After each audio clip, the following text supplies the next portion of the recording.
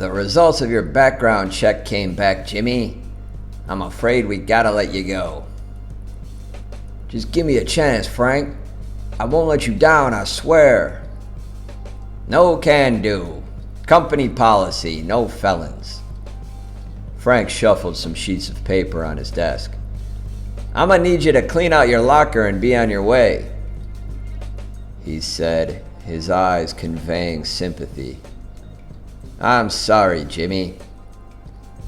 Jimmy Watson had been out of the joint for almost a year, and try as he might, he couldn't find reliable work.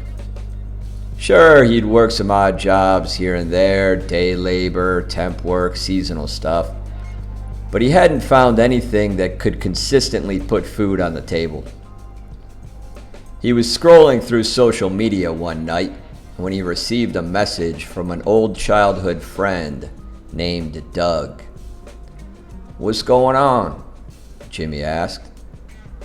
Working in Thailand as a teacher, replied Doug. Interesting. How's that going? Oh, it's rough. Too much sunshine, the food is too delicious, and the women are too damn sexy. Haha. Jimmy was intrigued. Wow, how'd you score that gig? I just showed up at school one day and they gave me a job. I'm teaching third graders, easy as pie. Sounds like a dream. They're always looking for new guys, man. Jimmy knew that Doug had always been a bit of a troublemaker. They'd run together in the same circles back in the day. Do they do any sort of background check? Nah, nothing like that. As long as you got a Western look and you can speak English, you're good to go. After exchanging messages with Doug over the next couple of months, Jimmy booked a flight to Thailand. He sold his stuff, said goodbye to the few friends and family members that he had, and set off for the land of smiles. Jimmy arrived on a Saturday night, and a couple of days after his arrival, he met with Doug at a coffee shop. Hey buddy, it's good to see you, said Doug. Good to be seen. Jimmy sipped his iced coffee. Right on. I got you an interview with some British guy at a high school tomorrow. Try to dress nice and clean up your beard a little bit. What about my tattoos? Right. Those are a bit of a problem. Doug put his hand to his chin and sized up the prospective educator. Make sure you wear a long-sleeve shirt. What about this one? Jimmy pointed to a neck tattoo. Wear a turtleneck. What about these? Jimmy held up his tattoo-covered hands. Wear gloves. Jimmy scanned the coffee shop. There's something I've noticed about Thailand. What's that? Everybody still wears those face masks. Haha. Oh yeah, Doug chuckled. Don't forget to wear your mask when you rock up for your interview. Now let's go get a beer. No thanks, man. Jimmy finished his coffee and stood. I'ma head home and hit the sack.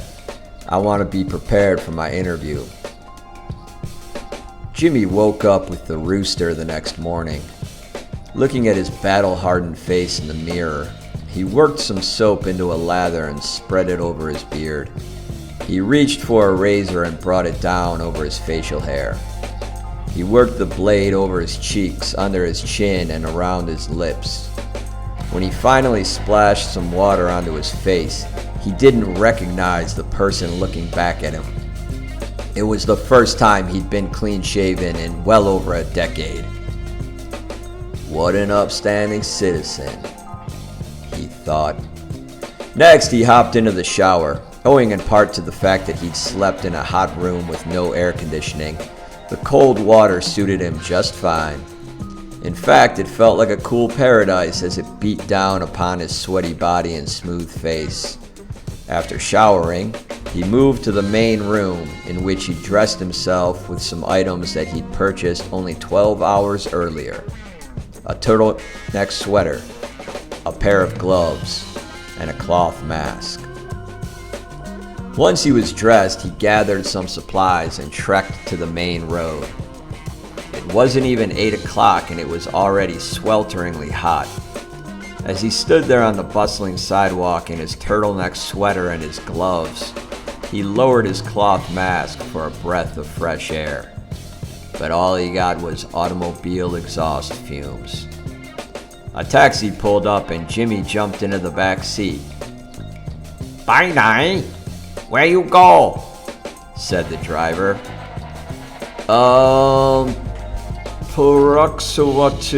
Porn school," said Jimmy. "Alina? What?" Jimmy took out his phone and pointed to a location on Google Maps. Okay, said the driver while putting the car in the first gear. Jimmy arrived at the school a half hour later, made his way to the interviewer's office and sat in a chair. The interviewer was a middle-aged man from England named Stephen. "How long you been in Thailand, mate?" said Stephen. The office offered no respite from the heat.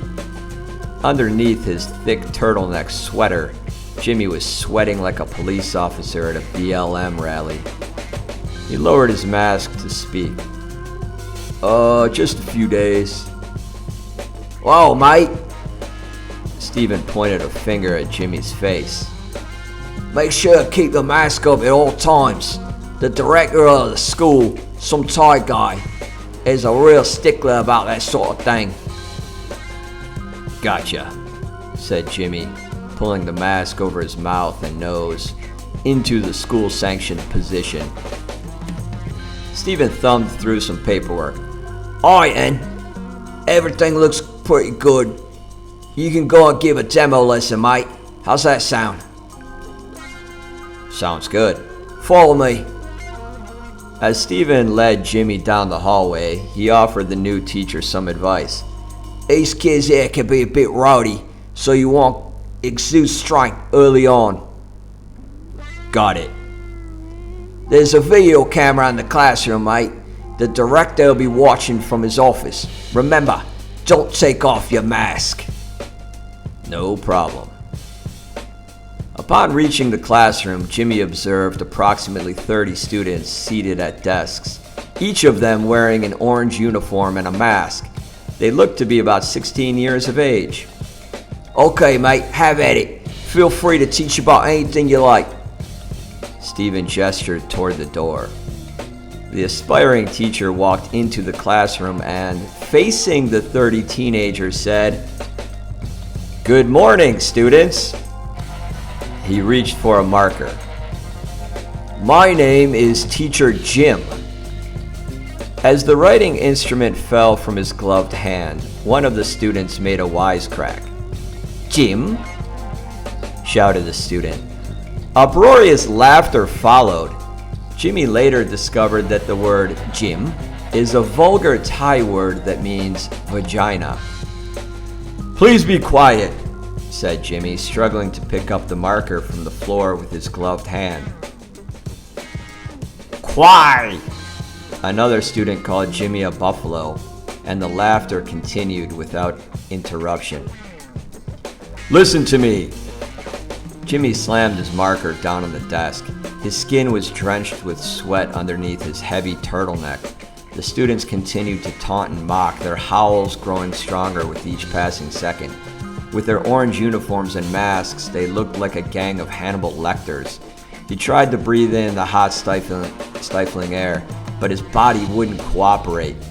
The room was spinning. The walls were closing in on him. Jimmy was in prison once again. "So," Jimmy said, doing his best to regain his composure, who can tell me what this is?" He held up a book. A kid, undoubtedly grinning behind his surgical mask, leaped from his chair in the front row and bounded toward the educator. "Fuck you!" he said. Instinctively, Jimmy reared back with an open hand. He brought it forward until the gloved body part connected solidly with the youngster's face. The impact sent the kid's surgical mask flying through the air and produced a loud thwap that echoed off the walls of the humid classroom. The student collapsed to the floor like a sopping wet crash test dummy. Jimmy tore his mask from his face. "Who else wants some? Come and get it, you fucking bastards!" The room was deathly silent, and when no one volunteered to come and get it, Jimmy walked slowly toward the door, glaring at the students all the while. Stephen was waiting for Jimmy outside the classroom. There was a look of consternation upon his face. He put his hands to his head. "What'd you do, mate? I told you not to take your mask off!"